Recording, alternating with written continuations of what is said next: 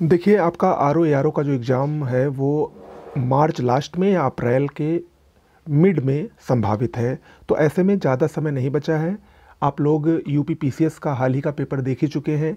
उसके अनुसार जो आयोग ने पैटर्न बदला है, देखिए, आप ये नहीं कह सकते हैं कि आयोग ने एकदम पूरी तरीके से पैटर्न बदल दिया है और अब वो बहुत ज़्यादा कॉन्सेप्चुअल क्वेश्चन नहीं थे। अगर आप पूरे पेपर को देख लीजिए 150 प्रश्नों को, तो उसमें ज़्यादातर क्वेश्चन जो थे वो फैक्ट से ही रिलेटेड थे, बस उसको पूछने का तरीका ही उसने आयोग ने बदला है।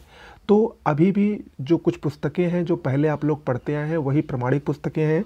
इस वीडियो में मैं एक बार फिर से आपको आरओ एआरओ के लिए जो सबसे अच्छी एक पुस्तक है, मैं देखिए ज़्यादा ऑप्शन नहीं दूंगा क्योंकि अब ज़्यादा समय नहीं है पढ़ने के लिए।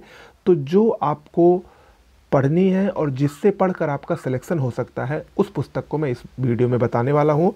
पूरा वीडियो ज़रूर देखिए। देखिए, अगर आप आरओ एआरओ के लिए सबसे पहले हम बात करते हैं ज्योग्राफी भूगोल की।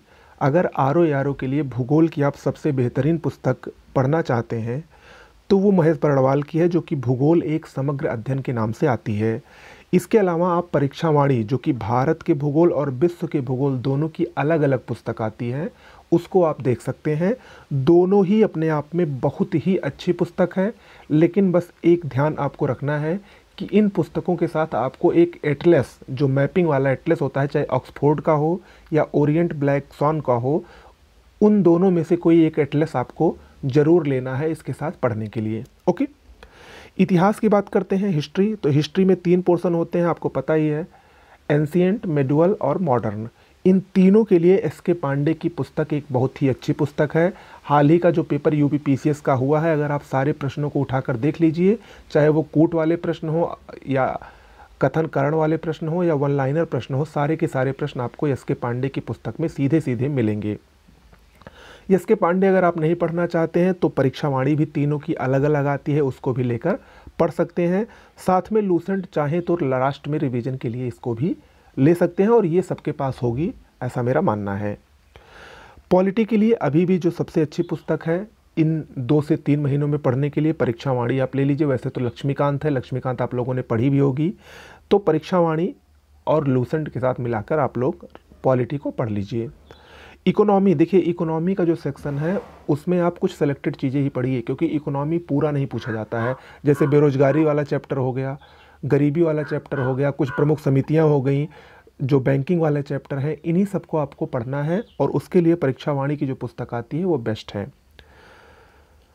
विज्ञान साइंस के लिए लूसेंट से अच्छी पुस्तक कोई नहीं है। लूसेंट या दृष्टि की भी आती है, मैं प्रेफर करूंगा लूसेंट आप पढ़िए, सबसे अच्छी पुस्तक है। और साथ में पूर्वावलोकन जो घटना चक्र का है उसको आप लोग ज़रूर सॉल्व कर लीजिए, उतने में ही आपका विज्ञान जो है वो पर्याप्त हो जाएगा।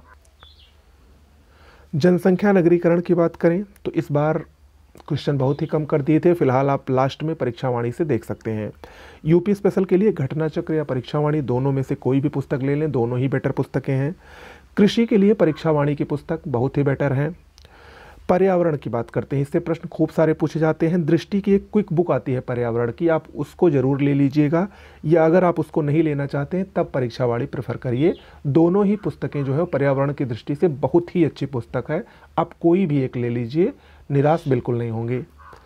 हिंदी के लिए हरदेव बाहरी या वासुनंदन, मैं आपको पहले भी बता चुका हूँ, या आप इस चाहे तो नालंदा प्रकाशन की जो पृथ्वीनाथ पांडे की पुस्तक है उसको भी ले सकते हैं।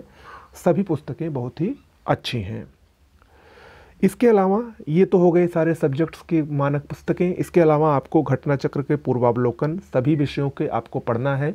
इससे जो बैक ईयर के क्वेश्चन आए हैं या किस तरीके के क्वेश्चन आते हैं, इससे आपको सारी जानकारी मिलेगी, तो आपको सॉल्व करना ही करना है। साथ में एटलस को मैंने आपको बता ही दिया है। और करंट अफेयर्स, आपको डेली करंट अफेयर्स हमारे चैनल पर जो चलाया जाएगा उसको तो देखना ही देखना है।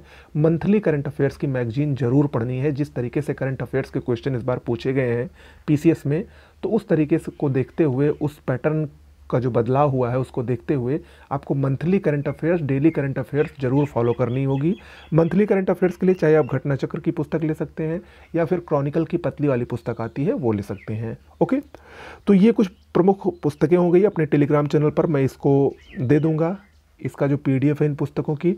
आपको टेलीग्राम चैनल ज्वाइन करना हो तो डिस्क्रिप्शन बॉक्स में लिंक दिया गया है, उससे आप ज्वाइन कर सकते हैं। ओके, नमस्कार।